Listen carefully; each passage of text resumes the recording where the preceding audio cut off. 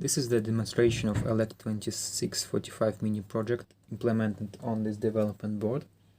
I'm using LPC1768 microcontroller, a screen, joystick, RGB LED, 4 push buttons and a photocell. When we power up the development board, you can see the welcome screen as well as explanation how to use the controls for the menu. So if we press A button, then we enter the main menu. We have different options. By default, the difficulty is set to normal. So let's start the game. We have a countdown, and this is the beginning of the game.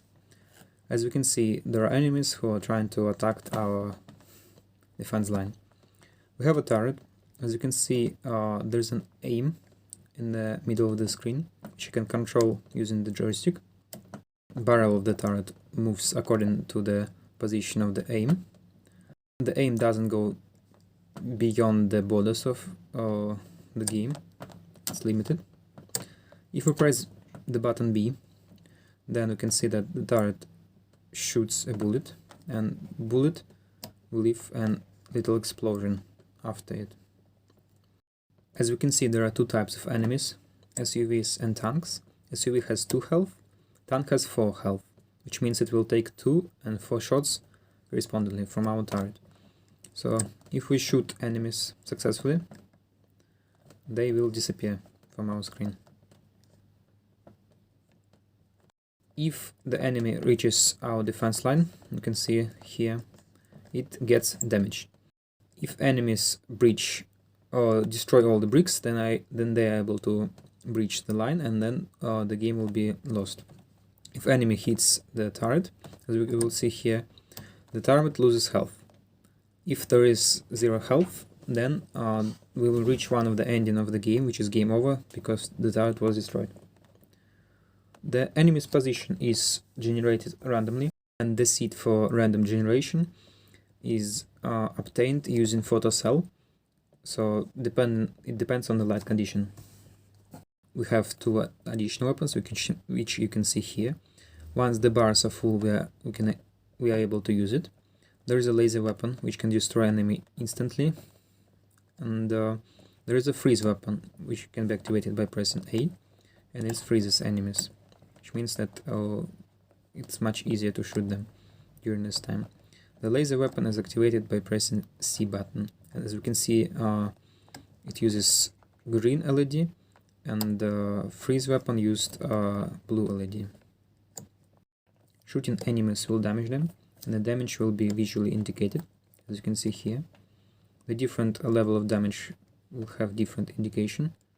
So for tanks, if it shoot once, it's only like that. Shoot more, then it will be more serious. If we press D button during the game, we will open pause menu. If we press A, then after countdown, we will continue the game exactly where we left it before, with exactly the same time and all the positions.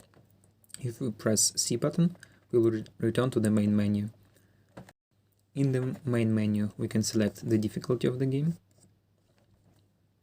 There are 3 options available.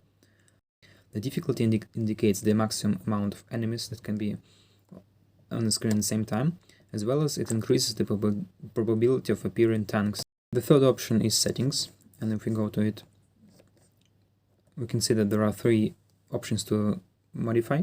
The first one is the wave time in minutes. You can change it from 1 to 9 minutes. Second one is enemy speed. We can choose it from 1 to 2 pixels per screen refresh. Second one is the health of the turret. If we press A, it will be confirmed, and if we start the game, we can see the difference. The time has been updated, the health, plus the enemies are very fast now. If we manage to survive for the time required, then we will be awarded with the victory screen and flashing yellow LED.